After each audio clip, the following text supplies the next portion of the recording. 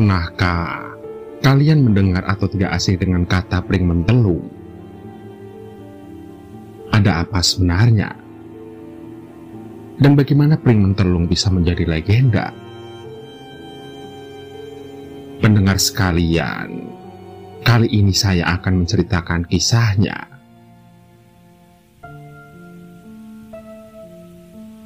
Pring mentelung adalah fenomena gaib di mana tidak ada faktor cuaca apapun. Namun bambu tersebut tiba-tiba merundung hingga tanah. Dan kisah ini sangat populer di tanah Jawa.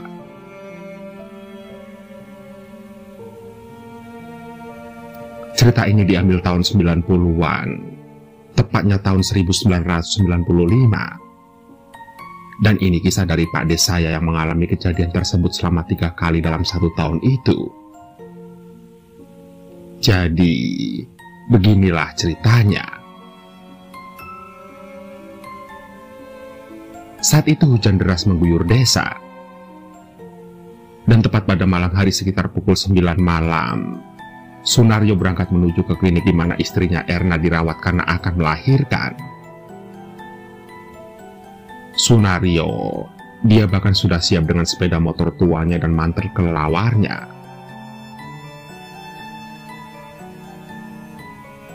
Suasana saat itu tidak seperti biasanya, karena selain hujan deras disertai beberapa kali sambaran petir, malam itu juga mati listrik di desa itu. Sunaryo, dia memang orang yang cuek dengan hal-hal seperti itu.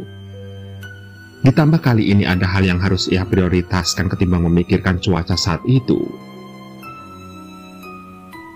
Mantel pun sudah dipakai. Ia kemudian mulai melajukan sepeda motor tuanya melewati derasnya hujan dan sesekali sambaran petir yang seperti sedang menggunakan flash kamera. Saat itu Sunaryo tidak berpikir aneh-aneh, sehingga dia memilih jalur selatan karena memotong jalan dan menghemat waktu kurang lebih 15 menit dari perjalanan biasanya. Hanya saja jika melewati jalan itu, selain berlumpur, juga hampir tidak ada rumah warga, karena memang lokasinya di persawahan dan sumber air serta ladang warga.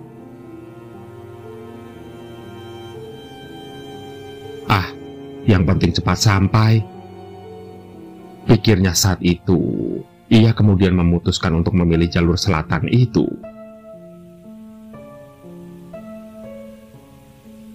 Di perjalanan sesekali Sunaryo mengelap kaca helm full face hitam polosnya dengan tangan. Sesekali juga Sunaryo mengubah lampu sepeda motornya menjadi lampu jarak jauh untuk sekedar melihat jalanan yang becek karena terkena air hujan. Sampai Sunaryo tiba-tiba mengerem hingga ia terguling dari sepeda motornya. Dan hal itu bukan tanpa alasan. Ya Tuhan, ucapnya tatkala melihat ada satu dari sekian bambu yang bergerak melengkung ke bagian jalan yang seolah menghalangi Sunaryo untuk lewat. Itu baru pertama kali Sunaryo melihat bambu seperti sedang dinaiki oleh sesuatu tapi tidak terlihat.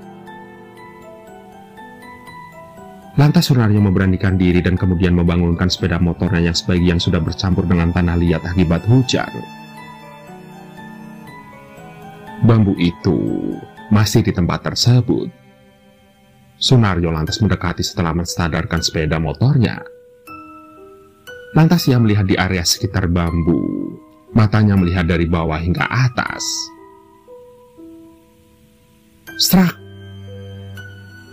Tiba-tiba, bambu itu melesat lagi ke atas dengan cepat yang membuat Sunaryo melangkah mundur karena hempasan dari bambu itu.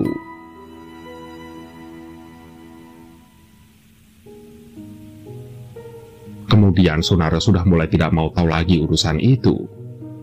Dia mencoba meraih ke motornya dan kemudian bergerak melalui bambu tersebut. Namun tiba-tiba, kenapa ya? Batin Sunaryo saat sepeda motornya seperti terjerembab oleh sesuatu sesaat setelah melewati bambu itu. Ada apa ini? Ucap Sunaryo, tapi ia tidak berani untuk menoleh ke belakang. Dan apapun yang terjadi perasaannya melarang ia menoleh ke belakang. Lantas, Sunario mengiyakan perasaannya itu. Ia pun lantas menancap gas sambil mengucapkan beberapa doa-doa yang terlintas di kepalanya. Saya hanya lewat, saya tidak ada maksud mengganggu, jadi jangan ganggu saya ya. Gumamnya dalam hati, yang disusul oleh beberapa doa-doa yang ia hafal. Dan benar, beberapa belas detik sambil mengegas, tiba-tiba motornya pun bisa jalan. Seketika Sunario pun menancap gasnya kencang-kencang.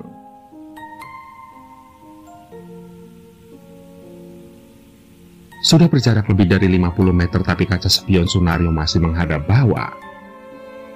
Ia ragu untuk menghadapkannya ke belakang.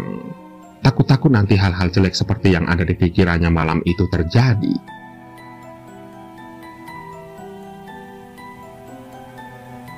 Singkat cerita, hati dan perasaan Sunario yang tadi kalang kabut sekarang sudah mulai mereda.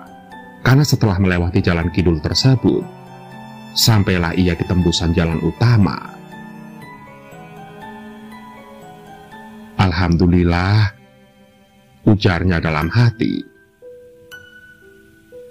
Selain rasa tenang, hujan juga sudah mulai reda ditambah lampu-lampu yang sudah bersinar di tiap-tiap rumah.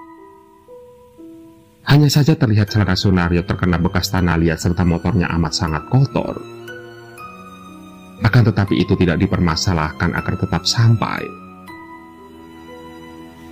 Namun, dalam perjalanan Sunario samar-samar mendengar suara tabuhan gamelan yang tidak asing didengar ketika ada acara pernikahan.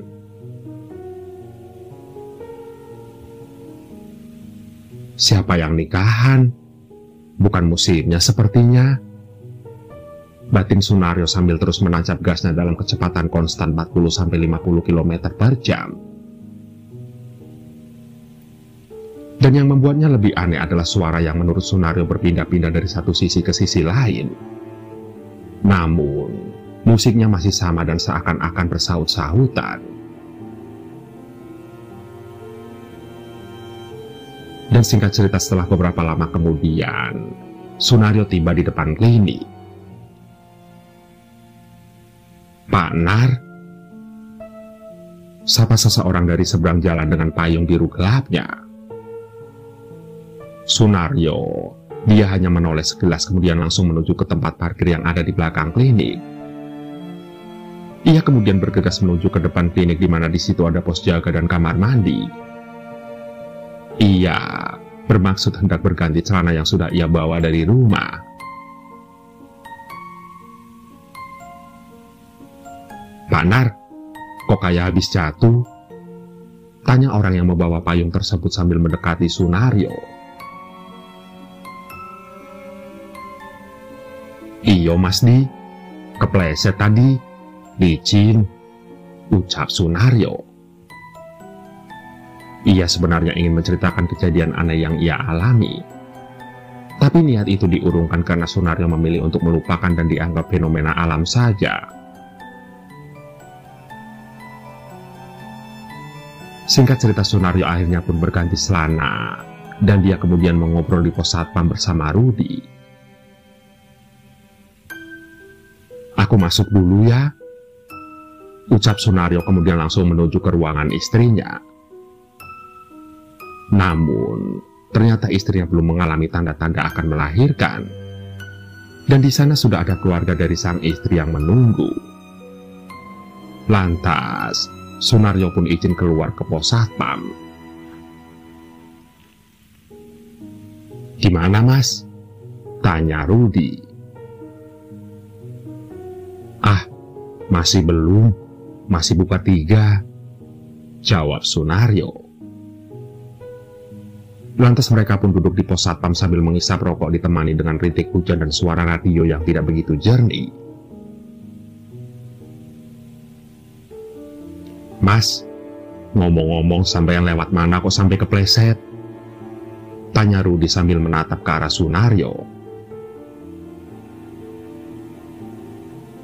Lewat jalur selatan saya Mas, jawab Sunario. Wih, nggak takut. Tapi yang nggak takut sih, kan nggak sendirian, jawab Rudi. Loh, maksudnya Mas? Tanya Sunario penasaran. Lah tadi sampean bonceng wanita, sepertinya adiknya Erna deh.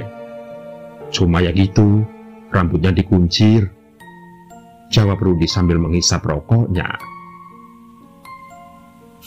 Ah, bisa aja. Jangan nakutin lah Mas. Saya dari awal sampai di sini sendirian Mas, ucap Sunario serius. Sontak mereka berdua saling memandang satu sama lain.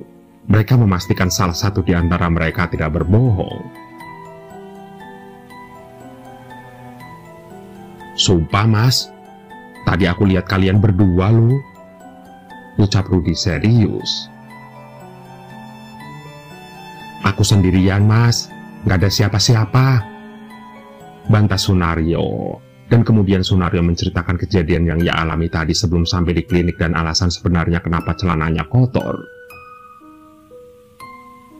Rudi pun awalnya meragukan cerita Sunario, tapi setelah melihat ekspresi Sunario serius dan agak ketakutan, barulah Rudi percaya 100% dengan apa yang Sunario ceritakan. Jabang bayi, berarti yang aku lihat tadi hantu? Tanya Rudi kaget. Ya apalagi, balas Sunario. Tapi di sekitar sini ada orang hajatan kah? Ibu Sunario sambil menuang kopi ke cangkirnya. Setauku gak ada sih Mas. Memangnya ada apa? Tanya Rudi. Ah, gak apa-apa. Cuma nanya kok. Lantas Sunario berusaha memutar ingatannya kembali. Dan dapat Sunario pastikan suara yang ia dengar bukanlah imajinasinya saja. Mas, sampean gak pengen lihat ke belakang?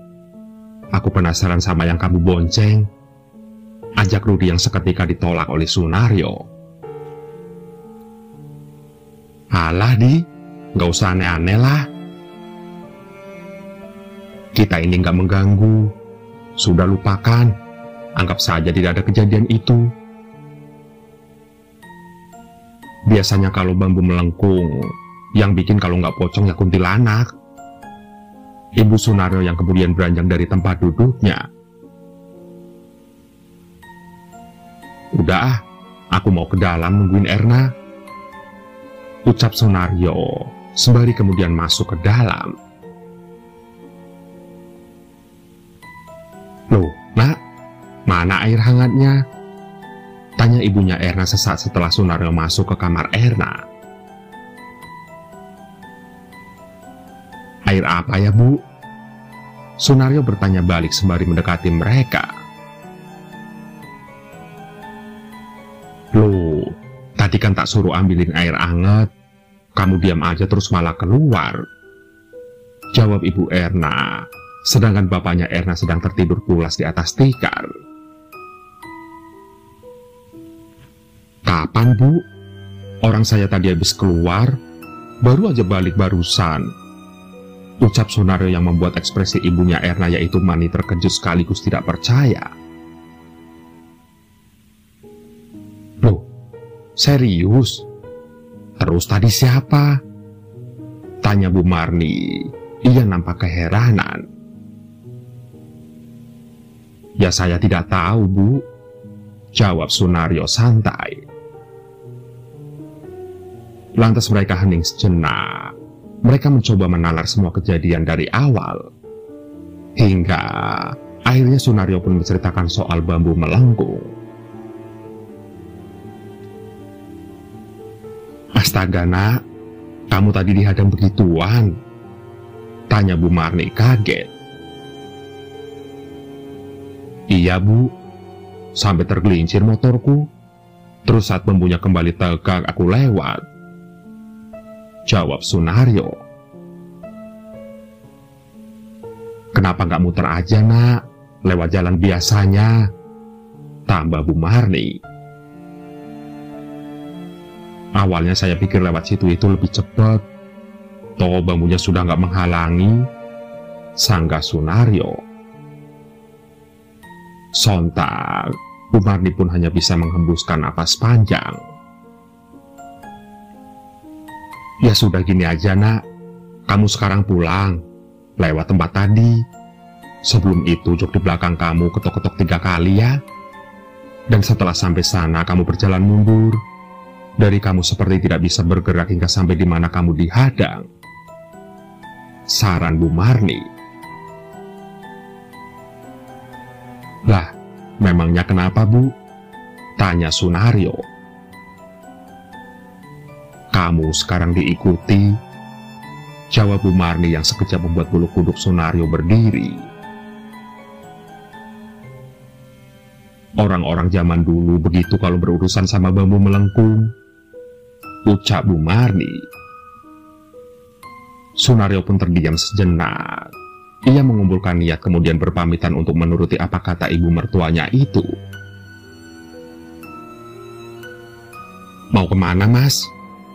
Tanya Rudi yang tahu Sunaryo pergi ke parkiran belakang. Rudi pun lantas menghampiri Sunaryo yang berjalan melewati selasar gelap. Mau kemana, Mas? Tanya Rudi lagi. Ini loh, aku mau pulang, jawab Sunaryo. Loh, kenapa? Tanya Rudi. Namun Sunaryo tidak menjawab dan langsung berlalu. Lantas, Rudi pun menepuk-nepuk pundaknya. Sunaryo, ia berhenti kemudian terdiam. Ada apa? Tanya Sunaryo. Kok kayak ada sesuatu yang disembunyikan? Tanya Rudi. Sunaryo kemudian berbalik badan menghadap Rudi. Tampak wajah Sunaryo sedang menyeringai melihat Rudi. Cewek yang tadi cantik nggak? Tanya Sunaryo tiba-tiba. Cantik? Mana? Kan itu... Ucap Rudi terpotong tatkala mendengar suara Sunaryo yang lain di belakang Rudi. Di, ngapain di situ? Tanya Sunaryo sambil menghampiri Rudi. Sontak Rudi refleks melihat ke arah sumber suara. Dan benar saja itu memang Sunaryo. Sekejap Rudi menoleh ke orang yang mirip Sunaryo tetapi tidak ada tanda-tanda apapun di sana. Loh, Mas, kok? Ucap Rudi terbata-bata. Kenapa? Kamu ngapain? Tanya Sunaryo penasaran melihat tingkah Rudi. Singkat cerita Rudi pun menjelaskan apa yang barusan ia alami. Rudi pun juga ketakutan dan meminta Sunaryo untuk mengantarkannya ke pos satpam. Demi itu suka kalau ada yang ngomongin mereka. Kamu sih jadi dikodain kan? Tegur Sunaryo. Iya sih, Mas. Tapi aku nggak ngira sampai meniru sampean, Mas. Ngeri. Kebayang pas lagi senyum. Sesal Rudi. Ya udah, aku ambil motor ya, mau balik ke TKP, ucap Sunaryo. Loh, ada agenda apa, Mas? Tanya Rudi penasaran.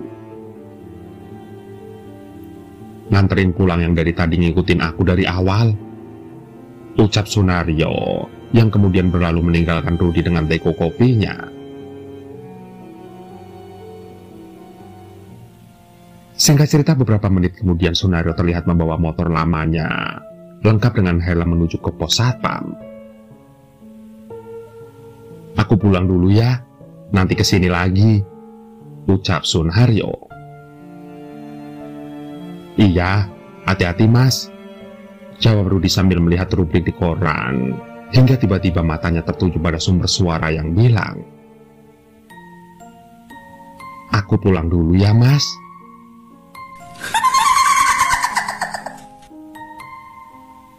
Ucapan itu terdengar lirih, lembut dan jelas, yang sontak membuat Rudi melihat ke arah Sunaryo yang sudah berada lumayan jauh dengan pos satpam. Rudi, ia melihat ada satu orang lagi, dan itu adalah orang yang sama yang sedang dibonceng.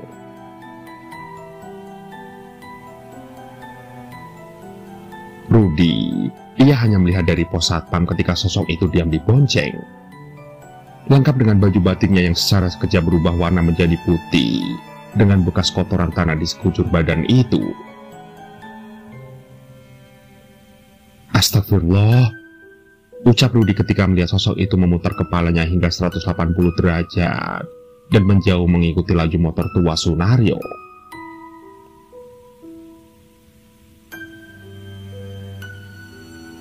Hingga, "Duh, hawanya kok jadi dingin?" Batin Sunaryo yang merasakan hawa saat itu begitu dingin melebihi cuaca saat hujan tadi. Dan sesampainya dia di tempat kejadian, segera Sunaryo memarkirkan sepeda motornya dan segera melakukan perintah mertuanya. Nampak tidak ada cahaya apapun saat itu. Sunaryo hanya mengandalkan seberkas cahaya dari bulan yang samar-samar tertutup awan. Sunaryo lantas mulai berdiri tepat di mana motornya tadi berhenti walau sudah digas dengan kecepatan yang lumayan. "Oh, jadi aku harus berbalik seperti ini," batin Sunaryo. Sesaat setelah berbalik dan mengambil langkah pertama mundur, badannya terasa berat. "Kok berat ya? Astaga, rasanya kayak lagi ngangkat gabah," batinya sambil terus melangkah ke belakang. "Mau mulangin aku ya mas?" Suara itu tepat terdengar di belakang telinga Sunaryo. Pelan, seperti berbisik tetapi sangat jelas kata-katanya. Sunaryo terdiam. Selain karena berat, badannya juga mulai mengeluarkan keringat dingin. Dia tidak berani menjawab ataupun menoleh ke belakang. Yang pasti, dia harus melakukan hal yang diperintahkan oleh mertuanya. Hingga tiba-tiba yang tadinya sepi kini muncul kedua tangan. Awalnya samar, perlahan namun pasti bentuknya semakin solid dan jelas. Nampak tangan pucat dengan kuku yang panjang dan hitam sedang menyandar di kedua bahu Sunaryo. Tangan itu dibentangkan ke depan dan jadi jemarinya bergerak-gerak seolah sedang menari. Terlihat ujung kuku yang tajam-tajam berwarna hitam itu. "Tidak menari saja sama saya di sini, mas," ucap sosok itu. Terdengar suaranya terasa dekat. Bahkan terasa menempel di bagian telinga dan leher belakang Sunaryo. Tidak ada pilihan lain. Sunaryo hanya terus berjalan mundur dan mundur hingga melewati tepat di bawah pohon bambu yang tadi menghadang Sunaryo. Mata Sunaryo hanya fokus di depan walaupun masih terlihat dengan jelas kedua tangan itu sedang menari tepat di depannya. Hingga muncul suara yang tidak asing di telinga Sunaryo. Benar, suara gamelan itu kini terdengar kembali saling bersaut-sautan. Sontak, perasaan Sunaryo makin tidak karuan ketika merasakan perjalanan mundurnya seperti jauh. Namun kembali ia tidak berani memastikan dengan menatap di belakangnya. Ia hanya terus melihat ke depan dan sesekali memejamkan matanya. Dada Sunaryo semakin sesak. Ia merasakan sangat penuh sesak di sana seperti saat ia berada di kereta menuju ke kota istrinya dulu. Akan tetapi saat membuka mata tidak ada apapun. Hanya Sunaryo dan tangan yang terus menari mengikuti irama gamelan. Terdengar juga suara-suara misterius seperti orang-orang berbisik. Suara seperti orang yang menertawakan sesuatu. Sontak pikiran Sunario mulai kacau saat itu. Ia ingin agar semuanya cepat berlalu. Ingin rasanya ia kabur saja karena memang yang ada tinggal rasa ketakutan yang menyelimutinya. Hingga Sunario merasa tangan yang menari-nari itu semakin dekat di wajahnya. Tangan itu membelai lembut pipi Sunario dengan ujung kukunya yang runcing. Sedangkan suara bisikan terdengar jelas di telinga Sunario. Akan tetapi ia tidak tahu bahasa apa yang digunakan.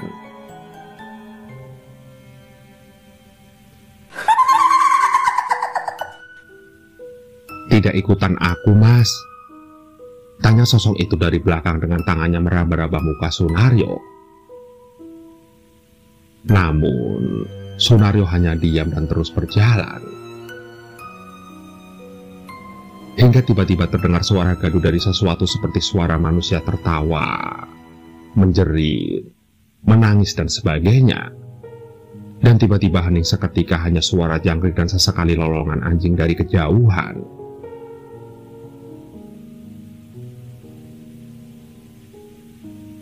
Hah? Batin Sunario kaget. Tidak terasa ia sudah ada di tempat di mana ia tergelincir. Matanya menyapu ke semua arah di area situ, tapi ia tidak melihat apapun. Ia juga tidak mendengar suara-suara apapun lagi setelah itu. Lantas ia mulai mengambil motornya dan dihidupkannya. Namun bodohnya bagi Sunario, ia refleks membetulkan kaca spion sehingga memantulkan apa yang ada di belakangnya. "Sialan!"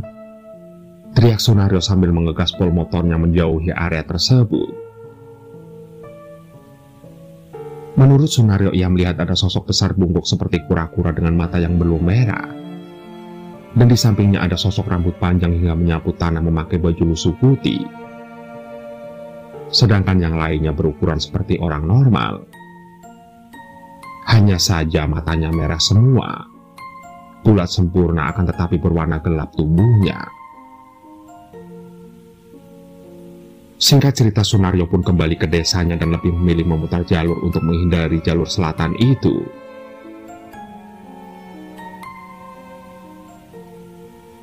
Semenjak malam itu, di desa saya, terdapat urban legend tentang bambu melengkung dan satu lagi saya lupa istilahnya.